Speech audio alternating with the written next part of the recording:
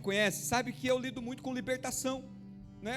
É uma área do meu ministério que eu tenho atuado muito, e o Senhor tem me dado muitas experiências nessa área de libertação, de curas, de milagres, de manifestações sobrenaturais, expulsão de demônios, tudo que você possa imaginar de cunho espiritual. Deus tem me dado experiências, e uma das perguntas que eu mais tenho ouvido dos irmãos é: pastor, por que mesmo eu sendo crente, sendo uma pessoa que ora, que jejua, que tem compromisso com o Senhor, muitas vezes eu entro debaixo de uma maldição? Por que muitas vezes eu estou debaixo de maldição? Esses dias eu ouvi de uma pessoa que ela questionou isso: pastor, por que isso aconteceu comigo? Ela tem uma experiência sobrenatural, de uma opressão maligna sobre ela, e ela questionou isso: por quê?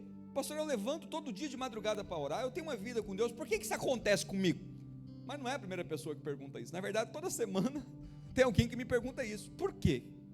Na verdade, essa é uma pergunta que ela precisa ser respondida, ela não tem que ser mudada, ela está correta. Agora, por que isso acontece? E eu fui consultar o Senhor, falei: Senhor, eu preciso de uma resposta direta, objetiva, prática, clara, para que ao chegarem até mim com essa indagação, eu tenha uma resposta não minha, mas uma resposta do Senhor. E Deus me levou para o livro de Gálatas. Eu compartilhei lá no grupo da igreja o livro de Gálatas, para você ler ele todos os dias, ouvir ele todos os dias, em uma versão diferente. É apenas 20 minutos, 20 minutos você vai ouvir todo o livro de Gálatas. E o Espírito me levou para esse texto de Gálatas capítulo 3, verso 10. Projeta para mim em Gálatas 3, 10, depois a gente vai no texto base. Por que muitas vezes, mesmo nós sendo crentes, nascidos de novo, nosso nome escrito no livro da vida, sendo filhos, muitas vezes nós entramos debaixo de maldição? Paulo diz assim: pois todos os que vivem na prática da lei estão debaixo de maldição, pois está escrito: maldito seja todo aquele que não persiste em praticar todas as coisas escritas no livro da lei. Deus me levou para esse texto e me disse de forma muito clara, porque em todos os lugares que você for, todas as religiões que você for, toda igreja que você for, vão dizer o seguinte: você está debaixo de maldição por causa de pecado, né? Porque você errou, é porque você falhou, ou tem alguma coisa errada na sua vida. Só que não é isso que a Bíblia diz. A Bíblia diz que o pecado, ele é um problema resolvido para Deus, ele está resolvido.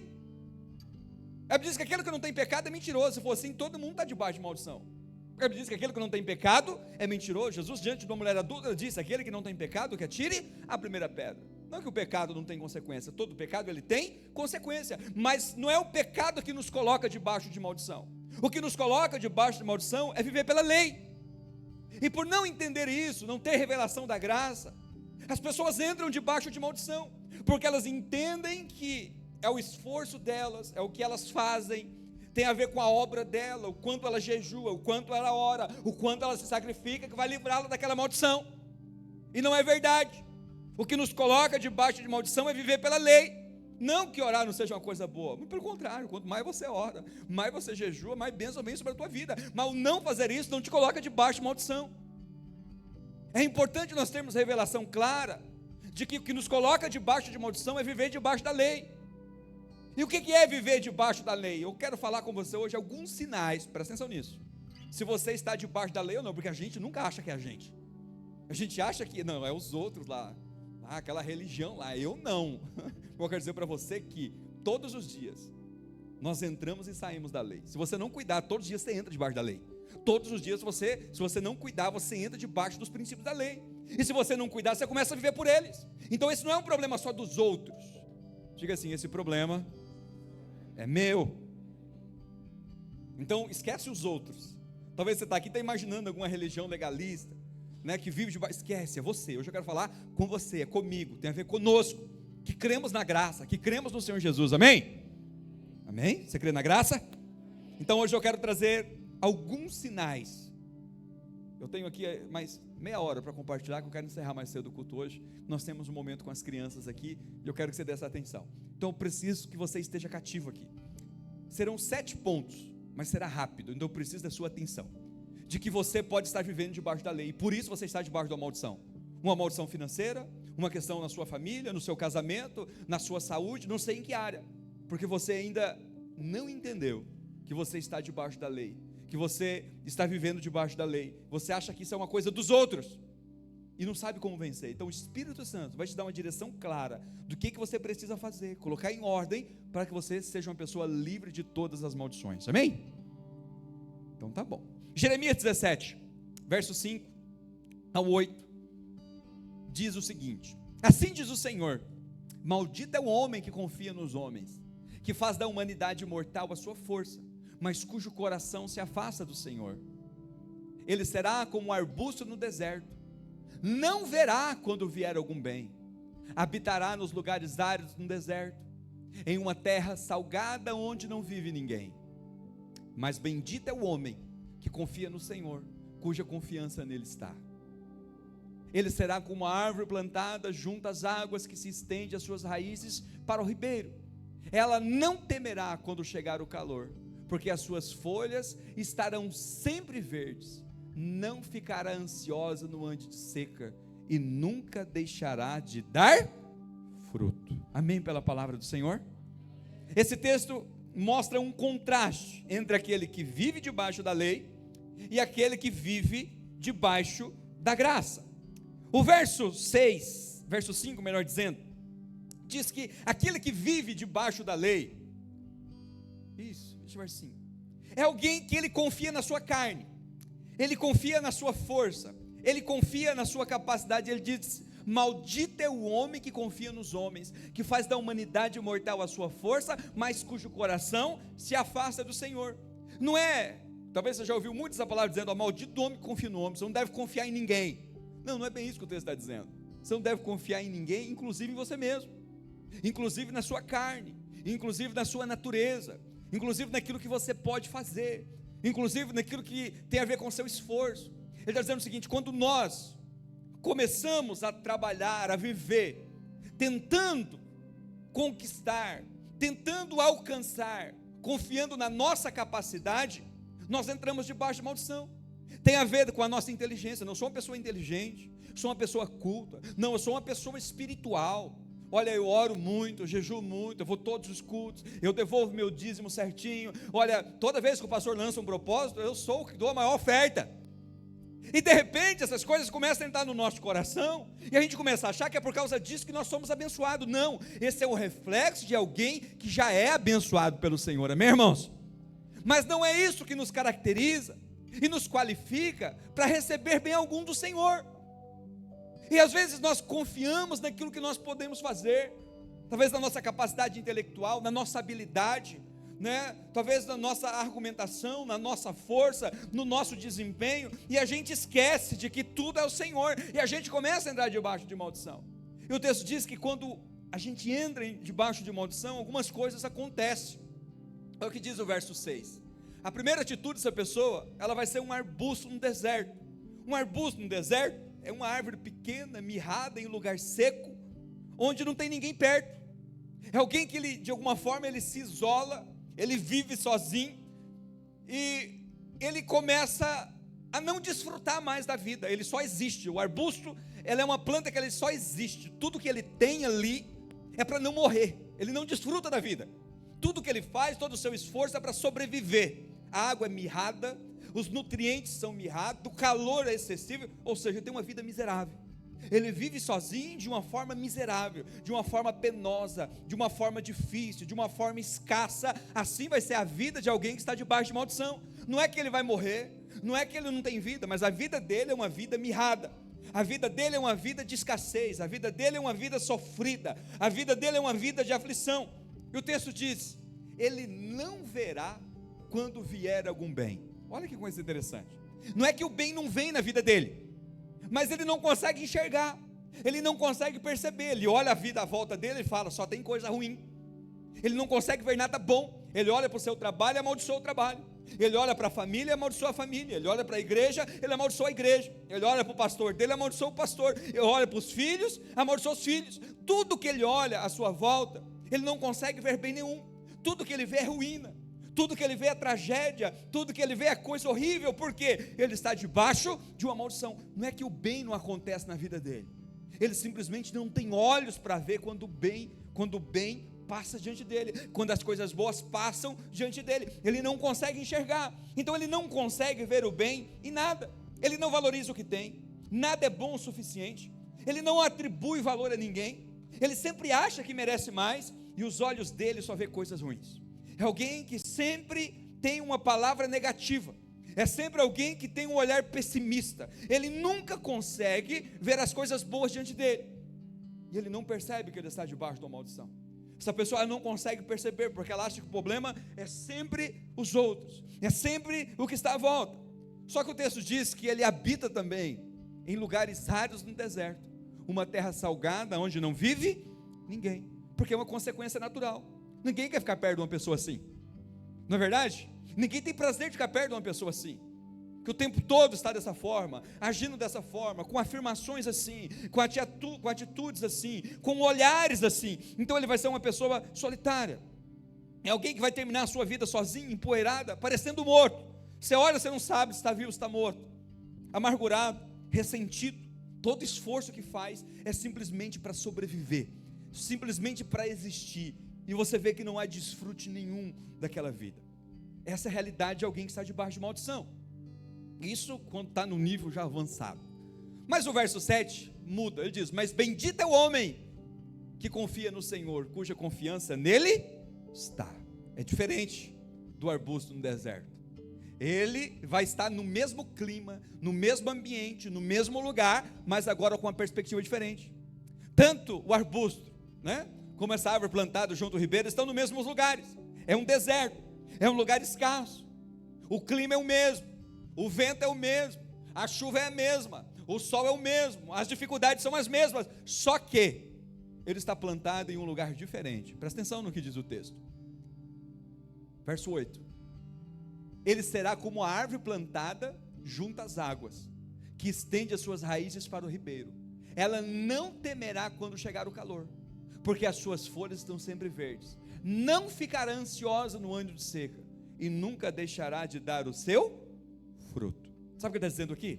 O clima que ele vai estar inserido é o mesmo, as dificuldades que essa pessoa vai enfrentar é a mesma, só tem um porém: as raízes pegam água lá no fundo, lá no riacho. Então as aflições que vêm externamente, elas vão ser irrigadas, elas vão ser nutridas, elas vão ser alimentadas por essa água que vem de baixo.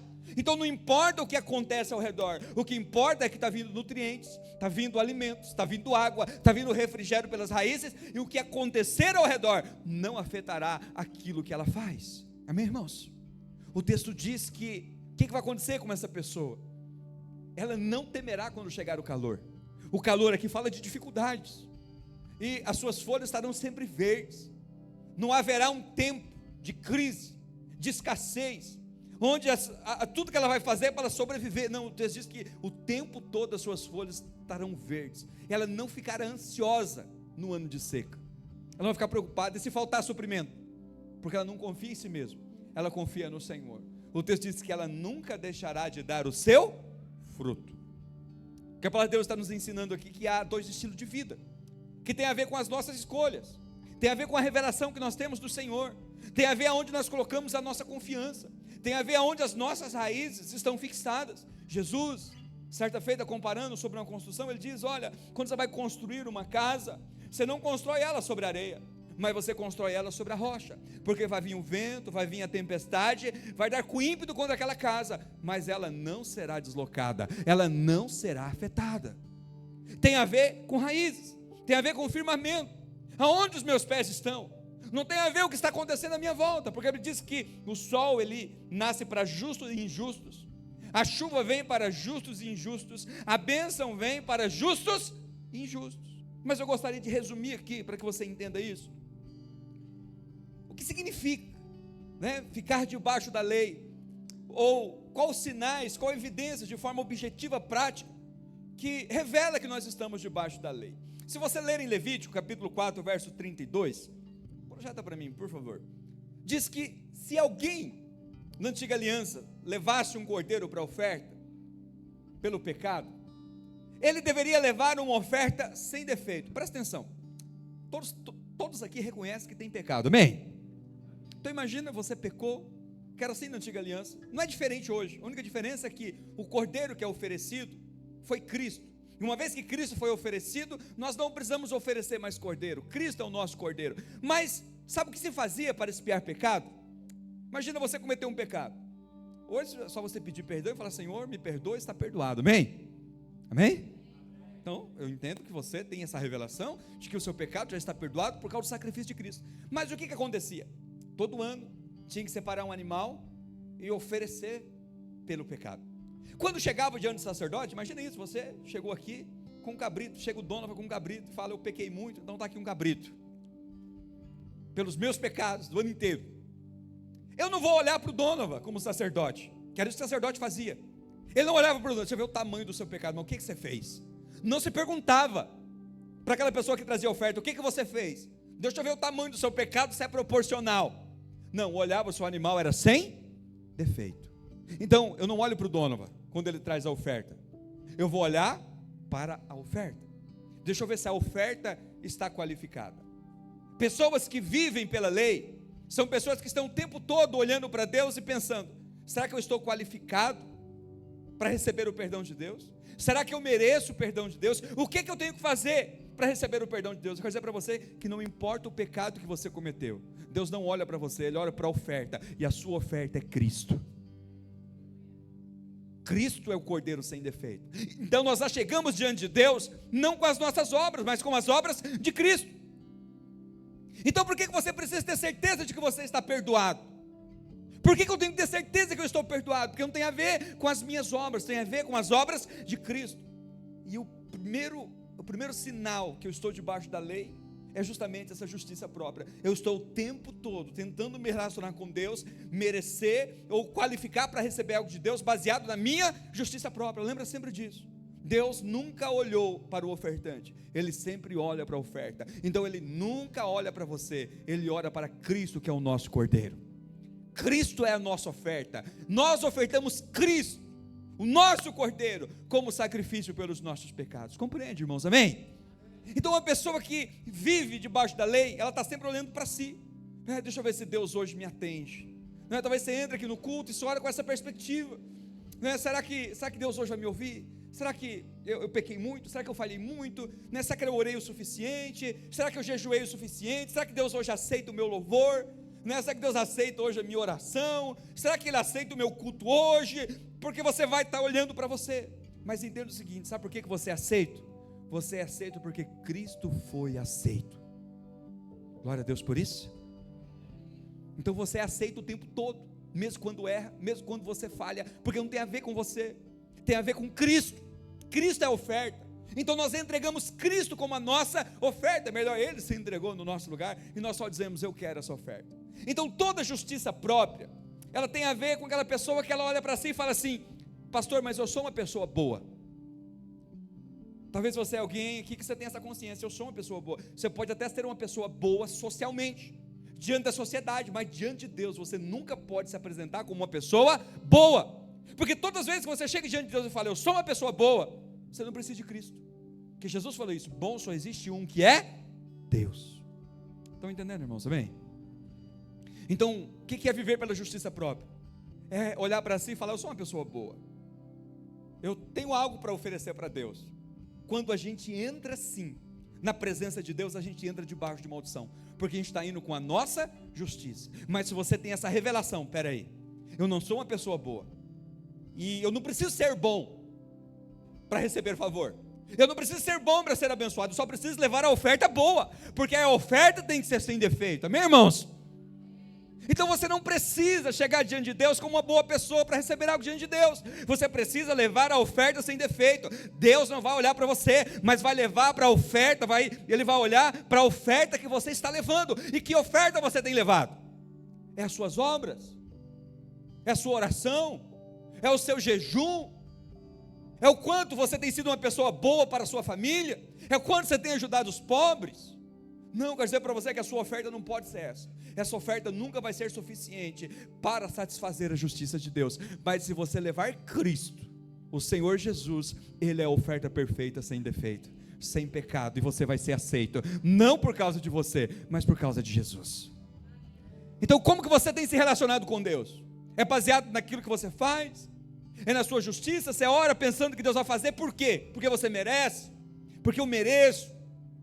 Porque eu me esforço? Não, eu sou um líder de célula, tenho 3 células, pastor, todo dia eu tenho uma célula. Então eu oro, a minha oração é diferente. Quero dizer para você que não é. O que te faz aceito diante de Deus é você crer que a oferta, que é Cristo Jesus, é suficiente para abençoar você de todas as formas, em todas as áreas da sua vida. Então abra mão da justiça própria. Diga para o seu irmão aí, abra mão da justiça própria. Lance fora a justiça própria. Abra mão da lei. Viva pela graça. Porque se você viver pela lei, você anda debaixo de maldição. Mas se você vive pela graça, você anda debaixo do favor. Então, o primeiro sinal de que você está debaixo de maldição é justiça própria. Diga assim, justiça própria. É você olhar para você e falar, eu sou uma pessoa boa. Mas o segundo ponto é ingratidão. Diga assim, ingratidão. A ingratidão, ela tem a ver com merecimento. Por quê? Você quer ver um problema no casamento? É quando a pessoa olha para o outro e fala assim, eu mereço uma pessoa melhor, mereço um marido melhor, poxa vida, eu sou uma pessoa tão boa, porque começa assim, né? Sou uma pessoa tão boa, eu mereço um marido melhor, eu mereço uma esposa melhor. A desgraça no casamento começa aí. A hora que você olha para o seu cônjuge e fala, eu mereço uma pessoa melhor. Agora imagine o contrário, você olhar para sua esposa e falar, poxa vida, sou uma pessoa de sorte, hein? Cara, Deus foi gracioso comigo, é muito mais do que eu merecia. Aí eu te pergunto, qual casamento tem chance de ser bem sucedido? Um que olha para o outro e fala, poxa vida, eu mereço coisa melhor?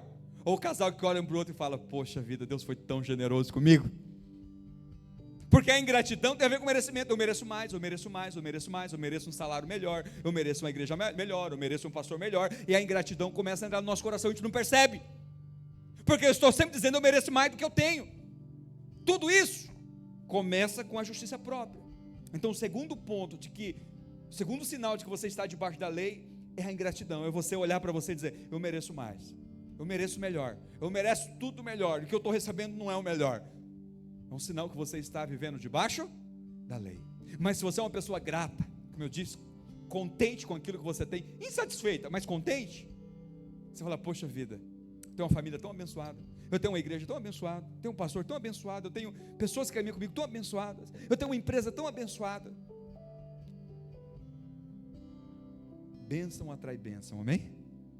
Então quando nós entramos nesse princípio de ingratidão, eu estou entrando sem saber no princípio do merecimento, eu mereço mais, e todo merecimento nos coloca debaixo da lei. O terceiro ponto é o ressentimento. Por que a gente fica ressentido? Porque você vai olhar para você e vai falar assim, eu não mereço ser tratado assim. Alguém veio e te lançou uma palavra que te deixou ressentida, hashtag chateado. Por que você chateou? Porque falou assim, quem é essa pessoa que faz isso comigo? Eu sou uma pessoa tão boa. Eu não mereço ser tratado assim, eu não mereço ouvir essa palavra, nesse tom jamais, pastor. Porque no fundo, eu estou olhando e estou dizendo o seguinte, eu não mereço ser tratado assim. Eu não mereço ser tratado dessa forma. Aí o ressentimento vai sendo gerado, porque no fundo eu falo, sou uma pessoa boa, eu só mereço ser tratado como um príncipe, como uma princesa. Ai, se alguém falar de mim o contrário, se alguém não me corresponder, ela não percebe que ela está vivendo debaixo da lei. Todo ressentimento tem a ver, eu sou uma pessoa boa e não mereço ser tratado assim. Imagina se Jesus na cruz agisse assim, eu não mereço ser tratado assim, morra todos vocês. Estávamos perdidos. Então nós devemos olhar para Jesus e entender que não foi assim que ele agiu, não foi assim que ele se olhava. Então todo ressentimento, no fundo, tem a ver com lei. Você está debaixo de maldição, porque você está ficando ressentido, eu não mereço ser tratado assim. Ok, você não tem que ficar ressentido. Se você foi defraudado, você ora e peça restituição, mas nunca olhe na questão do merecimento, eu não mereço ser tratado assim. Estão entendendo, irmãos, amém? Quarto ponto, diga assim, murmuração. Em Lucas capítulo 7, verso 33 e verso 34, eu não vou ler, só vou mencionar, o texto diz que Deus ele trouxe dois personagens para mostrar essa realidade. Já compartilhou? Então vamos ler. Pois veio João Batista, que não comia pão nem bebia vinho, e vocês diziam, ele tem demônio. Veio o Filho do Homem, Jesus, que come e bebe, e dizem, esse aí é um glutão e beberrão, amigo de publicano e pecadores. Sabe o que Jesus está dizendo? A murmuração, ela nos coloca debaixo de maldição. Por quê? Porque Jesus disse: vem João Batista, um homem, um profeta, que só jejuava, comia coisa esquisita, um homem diferente espiritualmente. Acho que não havia ninguém com espiritualidade tão peculiar como João Batista. Mas os fariseus oraram para João Batista e falaram: não, muito esquisito, quer não. Aí veio Jesus, né? Comia com os pecadores, transformava água em vinho. Aí o povo fala: glutão e comelão não quero também não. Em outras palavras, o que Jesus está dizendo: essas pessoas nunca receberão a bênção de Deus, porque elas estão sempre murmurando, elas estão sempre reclamando, né? Se o culto começa mais cedo, poxa vida, né? Culto frio, podia ter demorado um pouco mais, deixado mais fluir. Se termina um pouco mais tarde, nossa, que culto demorado. Não, o ar estava quente demais ontem, aí você diminui a temperatura, não, esfriou demais. Amém, irmãos? Aqui não, estou falando o que acontece aí fora, nas outras igrejas, aqui não, amém? Aqui não tem isso. Aí o louvor, não, o louvor está muito alto, aí baixa, ficou baixo demais, perdeu a unção, perdeu o mover, nada que faz, está contente. Então a murmuração revela que nós estamos debaixo dessa maldição, porque dizendo: eu mereço mais, porque murmuração é o contrário de louvor, é o contrário de agradecer. Que o contrário de agradecer é reclamar. Isso é um sinal que eu estou debaixo da lei, estou dizendo: eu mereço um louvor melhor, eu mereço um culto melhor, eu mereço uma pregação melhor, eu mereço o melhor. Então no final do dia, a murmuração ela só revela uma situação natural, que eu estou debaixo da lei, estou dizendo: eu mereço sempre o melhor, eu mereço sempre mais, e do jeito que está, não me agrada. Então pessoas assim, que sempre reclamam de tudo, nunca estão satisfeitos com nada, nunca desfrutam.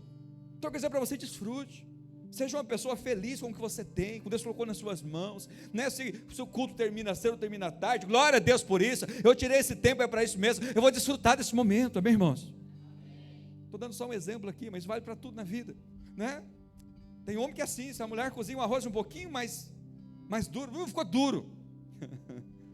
Cozinha demais, não, ficou mole demais, colocou sal, tem muito, não, tira.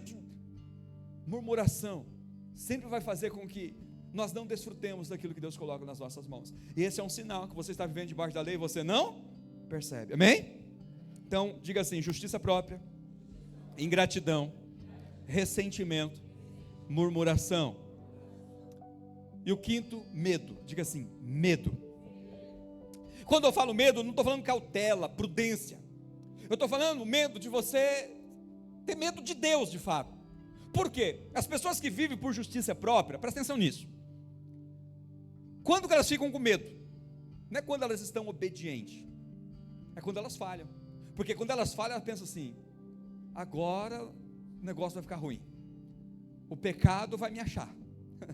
Eu falhei, eu errei, Deus agora vai me castigar, vai me colocar um câncer, vou perder minha família, vou perder minha esposa, vou perder meu trabalho, alguma coisa ruim vai acontecer na minha vida.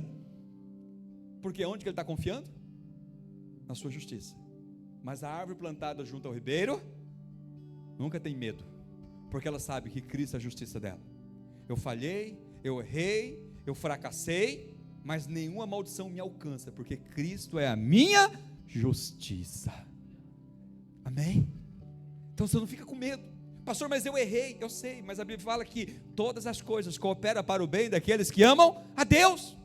Até no seu erro Deus te abençoa, até nos seus caminhos tortuosos você tem um bom pastor, amém? O bom pastor, ele fala que ele nos conduz às águas tranquilas, mesmo que a gente desvie do caminho, o bom pastor nos traz de volta.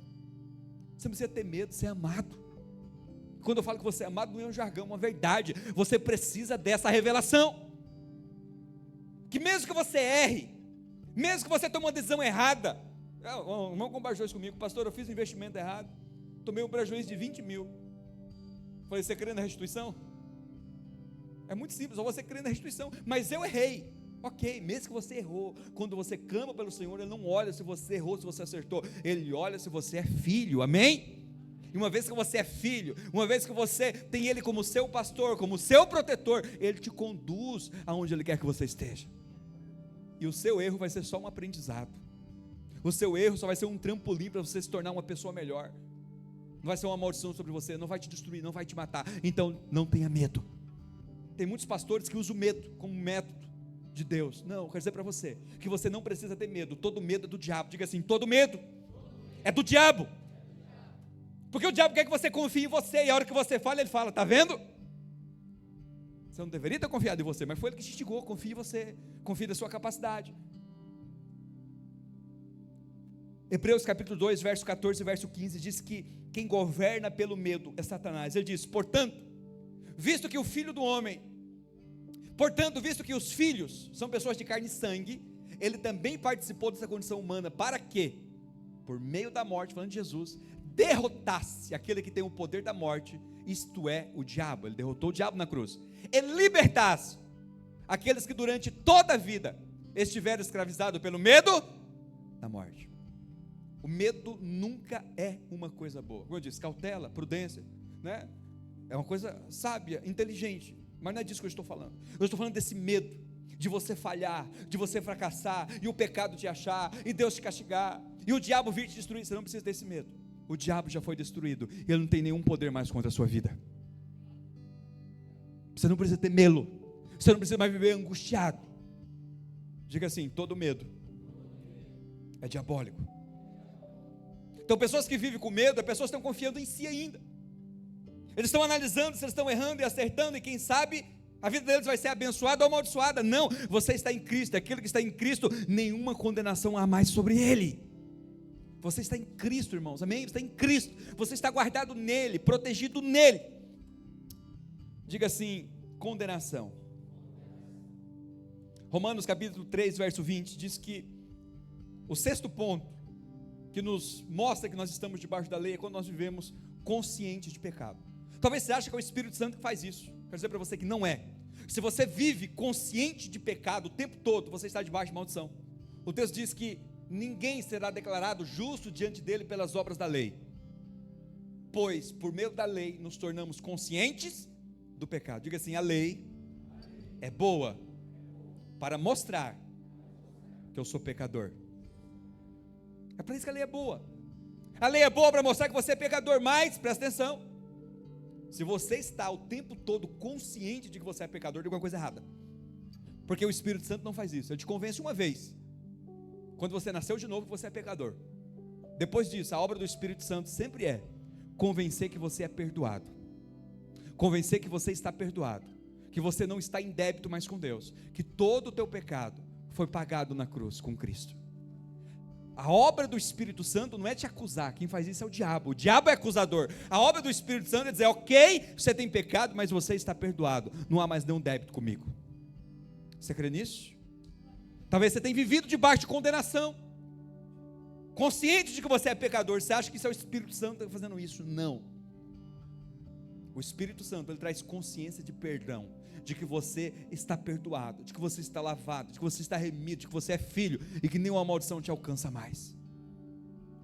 Você tem vivido debaixo de consciência de pecado e acha, o Espírito Santo está me lembrando que eu sou pecador. A Bíblia fala que dos seus pecados, Deus não se lembra mais. Então se você está lembrando quem é, se Deus não lembra, se Ele falou que não se lembra mais dos seus pecados, você está lembrando o tempo todo dos seus pecados, é lógico, quem está te lembrando? É o acusador, é o adversário. Então se você está o tempo todo debaixo de culpa, debaixo de condenação, lembrando dos seus pecados, é um sinal que você está debaixo da lei. Você está debaixo de maldição, não está percebendo. Por quê? Enquanto mais consciência de pecado eu tenho, mais ele domina sobre mim. Olha o que diz 1 Coríntios capítulo 15, verso 56, que aí entra o último ponto, que é o desânimo. Talvez você está aqui e fala, pastor, eu ando tão desanimado. Pessoas que estão desanimadas com a fé, estão desanimados de Deus, eu não tenho força. Todo dia, quase todo dia não, mas toda semana eu ouço um falando, pastor, eu não tenho força, eu queria muito ir no culto, eu queria muito fazer isso. Eu falo, você não entendeu que não é você. Eu estou todo domingo falando, e vou continuar falando, até todo mundo entender, que não tem a ver com você. Pessoas que falam assim, eu estou desanimado, é porque ela não entendeu a graça, ela está se relacionando ainda pela sua força, ela vem para o culto pela força do braço, ela não vem pela dependência do Espírito. Fala, não, eu vou lá, porque o Espírito Santo é que me conduz lá. Eu não vou porque eu estou com vontade ou sem vontade, eu vou porque o Espírito Santo quer que eu esteja lá. Todo desânimo é fruto de alguém que está relacionando com Deus ainda com a força do seu braço. Ele ainda não dependeu do Espírito, ele ainda não aprendeu a ser guiado pelo Espírito, ele é guiado pela sua carne, ele é guiado pela sua alma, ele é guiado pelos seus pensamentos, ele é guiado pelos seus sentimentos, e sentimentos vêm e vão, não é assim? Tem dia que eu estou com vontade de orar, tem dia que eu pago para não orar, mas eu oro mesmo assim. Tem dia que eu tenho vontade de vir no culto, tem dia que eu venho porque eu sou pastor, mas não tem ninguém para pregar, vai eu mesmo, porque vontades vêm e vão. Tem dia que talvez você está com vontade de separar do seu esposo, tem dia que você está amando, só love, faz parte. Então o que te guia? É você está com vontade ou não? Não, o que te guia eu tenho um propósito, eu tenho um compromisso, eu tenho uma aliança, o Espírito Santo habita em mim, e Ele tem o melhor para mim, é Ele que me direciona. Embora eu esteja desmotivado, eu sei que na presença dEle eu sou encorajado. Então não venho para o culto porque eu estou encorajado, eu venho para ser encorajado. Eu não venho para o culto porque eu estou descansado, eu venho para encontrar descanso. Eu não venho para o culto porque está tudo bem, eu venho para ficar tudo bem. É assim que alguém vive debaixo da graça, olha para a presença de Deus. Eu oro porque eu sei que na presença de Deus há alívio, na presença de Deus há refrigério. Eu sei que quando eu adoro, a manifestação da glória de Deus vem sobre mim e eu sou fortalecido. A alegria do Senhor inunda o meu coração. O aguilhão da morte é o pecado, e o poder do pecado é a lei. Quanto mais você lembra que você é pecador, mais o pecado tem domínio sobre você. Mas quanto você lembra que você é perdoado, mais poder você tem sobre o pecado. Eu estou perdoado, você não tem poder sobre mim. Eu estou perdoado, você não tem mais domínio sobre mim. Eu estou perdoado, você não vence mais as minhas fraquezas. Por quê? Nós estamos debaixo da graça e não mais da lei, e o pecado não tem mais domínio sobre vós, disse o apóstolo Paulo. Então quanto mais revelação nós temos da graça, mais nós vencemos o pecado. Hebreus 2 verso 11 diz: ora, tanto o que santifica, quanto os que são santificados, provém de um só. Por isso Jesus não se envergonha de chamá-los de irmãos. Quero dizer para você que tanto aquele que fez uma obra de salvação, quanto aquele que faz a obra de santificação é um só. Assim como Ele te chamou pela graça, Ele diz: viva pela graça. Assim como a salvação não é merecida, nada na sua vida é merecida, e da mesma forma que você foi chamado para ser salvo, viva também na santificação, viva também no ministério, viva também nas demais áreas. Então a pergunta é: depois de tudo isso que eu mencionei, você está debaixo da lei ou da graça?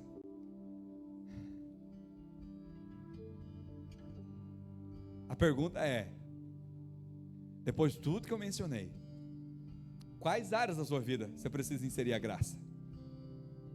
Talvez, né, os irmãos estão começando agora, começa sempre na graça, uau, mas vai passando o tempo, você vai se tornando uma pessoa boa, socialmente, aí você fala: eu não bebo, não fumo, não traio minha esposa, né, dou o dízimo certinho, congrego certinho, estou lá todo domingo. Aí começa o problema, você começa a olhar e só começa a viver por isso. Mas eu quero dizer para você que tudo isso é só um reflexo de alguém que um dia recebeu a graça de Deus. Eu falo que Deus nos chamou para as boas obras, não para viver pelas boas obras. Efésios capítulo 2 verso 8, eu quero concluir falando sobre isso. Se coloque de pé. Pois pela graça vocês são salvos.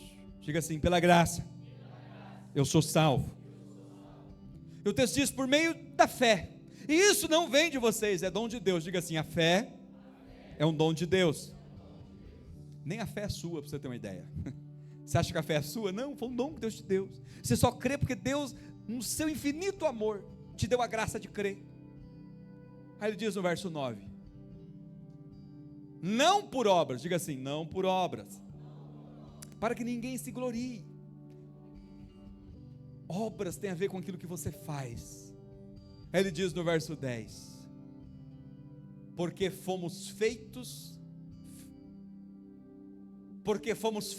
por Deus, criados em Cristo Jesus para boas obras, as quais Deus preparou previamente para que andássemos nela. Eu não estou falando contra boas obras aqui em nenhum momento. As boas obras evidenciam Deus na sua vida, evidencia a sua eleição, evidencia o seu chamado, evidencia a sua salvação, evidencia que você é filho. Mas não são elas que vão te qualificar para receber nada diante de Deus. Não são elas que vão nos tornar aptos para receber nenhum favor diante de Deus. Então a pergunta que eu fiz no início é: como se livrar das maldições, pastor? Pode subir o louvor. Como que eu me liberto? Como que eu me livro das maldições? É quando você para de lutar com as suas forças, você abre mão da justiça própria, você abre mão do merecimento, você abre mão da ingratidão, você abre mão do ressentimento, você abre mão do medo, você abre mão da murmuração, você abre mão da condenação e diga: eu agora sou inteiramente guiado, conduzido pelo Espírito Santo de Deus. Não há nada de bom em mim, não há nada que eu possa fazer, como disse Jesus. Ele diz lá em João 15,5: olha, sem mim nada podeis fazer. Então nós entramos debaixo de maldição quando nós começamos a viver pelas nossas obras, por aquilo que nós possamos produzir, e não tem a ver com pecado, irmãos, em nenhum momento. Jeremias 17, verso 5, deixa projetado lá de novo, Jeremias 17, verso 5, diz que aquela pessoa que está debaixo de maldição, ela entrou debaixo de maldição porque ela pecou, ela entrou debaixo de maldição porque ela ficou debaixo da lei, confiando em si mesma. Você não vai ver em nenhum lugar nas Escrituras mostrando que algum pecado nos coloca debaixo de maldição. O que nos coloca debaixo de maldição é quando nós não entendemos que o nosso pecado não está perdoado. A única coisa que nos coloca debaixo de maldição é querer vencer o nosso pecado com as nossas ações, com as nossas obras, com a nossa justiça. Somente Cristo pode perdoar pecados. Diga assim: somente Jesus pode perdoar o meu pecado, e eu estou perdoado. Em nenhum lugar nas Escrituras você vai ver pessoas debaixo de maldição porque erraram, mas porque não receberam o perdão, não receberam a cura, não receberam o toque do Espírito Santo. E eu gostaria que nessa noite você tivesse essa revelação.